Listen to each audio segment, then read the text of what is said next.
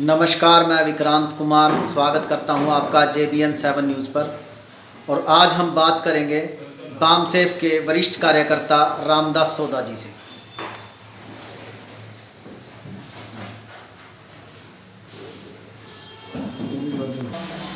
तो स्वागत है सर आपका JBN 7 न्यूज़ पर।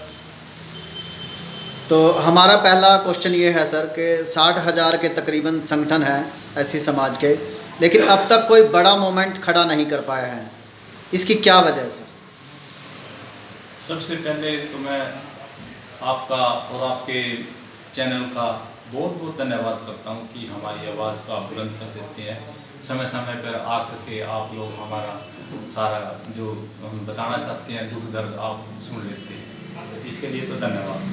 आपने अभी जो कहा कि 60,000 हमारे संगठन है, उसके अंदर एक सुप्रीमोवाद आ गया कि जैसे बाबा साहब डॉक्टर अम्बेडकर ने तो कहा था संगठित हो जाओ, और ये क्या कर रहे हैं, ये संगठन बनाने के चक्कर में लग गए, जिससे हमारी ईगो प्रधान बन गया। वो ईगो होगी उसकी, और वो अपने ईगो छोड़े और एक जगह आए, एक जगह आकर के काम करे, समाज का काम करे, ये सोच करके ना करें, क्योंकि व्यक्ति विशेष नहीं होता, संगठन विशेष होता है, और वो संगठन का काम करें, ना कि व्यक्तिवाद करें। व्यक्तिवाद कहीं भी उसके अंदर कहीं आ जाती हैं कमियाँ, दिमागी तौर पे भी आ सकती है, बिकाऊ भी हो सकता है।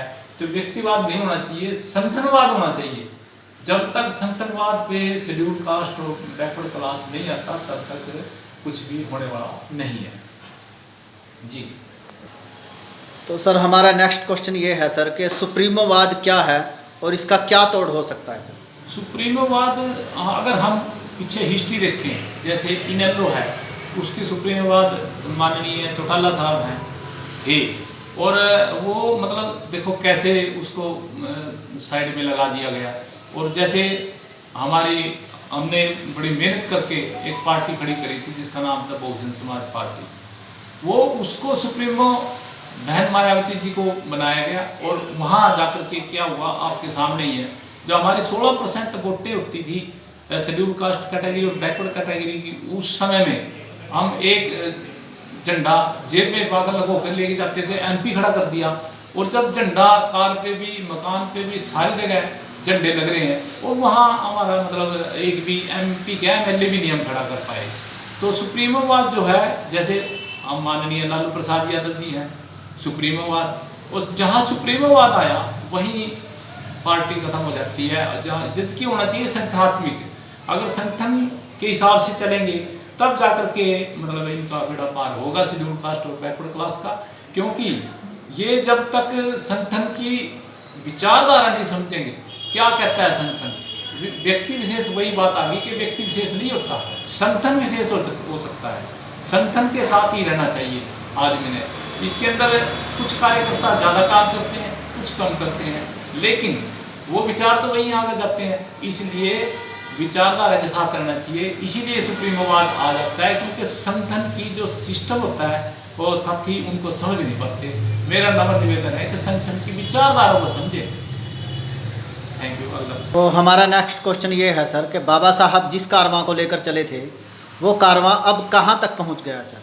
बाबा साहब नॉलेज ऑफ सिंपल गिना जाता है पूरे वर्ल्ड में, और उनका जो कारवां है तो चंद लोगों ने अपने कंधे पे ले रखा है। जैसे अभी पीछे मतलब हम देखेंगे कि हमने पहले बसपा आई, बसपा ने सही तरीके से काम, मैं मानता हूँ कि उन्होंने सही तरीके से काम नहीं किया, एक ही कास्ट का लगा के खड़ा कर दिया। और जैसे अभी डेमोक्रेसी होना चाहिए, हर संगठन में डेमोक्रेसी की बहुत ज़रूरत है। जब तक डेमोक्रेसी नहीं होती तब तक वो संगठन का सक्षम नहीं होता, क्योंकि डेमोक्रेसी जरूरी है। यानी कि एक आदमी आज प्रधान बना दिया, उसका समय बाउंड डेडलाइन होनी चाहिए, जिससे वो उस डेडलाइन पे बदल दिया जाए, दूसरा आ जाए, तो उससे कार्यकर्ता तैयार हो जाते हैं और उससे काफ़ी मजबूत संगठन हो जाता है।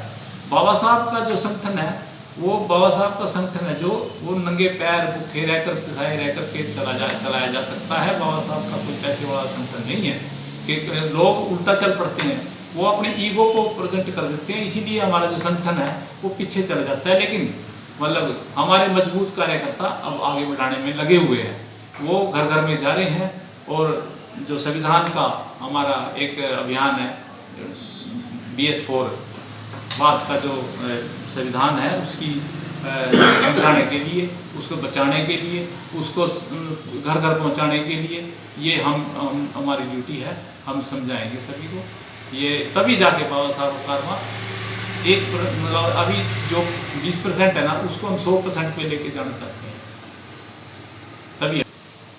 तो हमारा नेक्स्ट क्वेश्चन ये है सर, SC व OBC वोटों के दम पर ही कोई भी पार्टी सत्ता में आती है, उनकी वोटों के बिना कोई भी पार्टी सत्ता में नहीं आ पाती है, जबकि SC व OBC समाज को सही मायनों में प्रतिनिधित्व नहीं मिलता है, जबकि सत्ता OBC समाज के हाथ में होनी चाहिए कायदे से। सत्ता तभी होगी ना जब हम एक होंगे।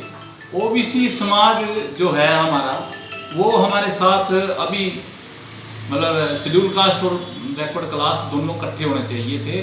52% तकरीबन आबादी उस समय में थी, 1932 में जनगणना हुई थी।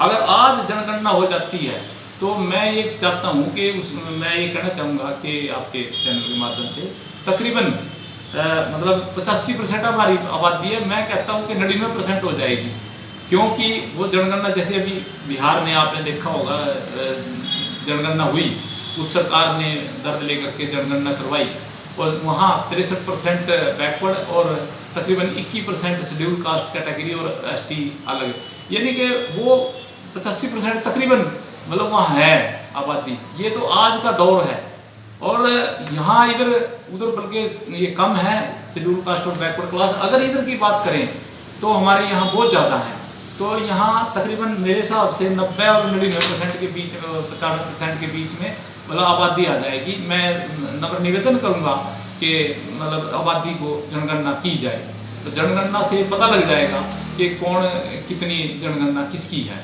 उससे हासिल ये होगा कि हर एक बरादरी को सारा पता लग जाएगा कि हमारी जनगणना इतनी है। जैसे मैं शेड्यूल कास्ट की बात करूं तो उसका भी इसके अंदर जनगणना, अगर सरकार ने इसके अंदर शेड्यूल कास्ट की जनगणना होती है, लेकिन उस आधार पर नहीं होती। अभी जनगणना जो बैकवर्ड क्लास की है, बैकवर्ड क्लास की जो शेड्यूल यानी कि नौकरियों में अगर हम बात करें या राजनीति में बात करें तो उनकी तो बेचारों की बिल्कुल 0% है। पता नहीं बैकवर्ड समाज को क्यों नहीं समझ में आती।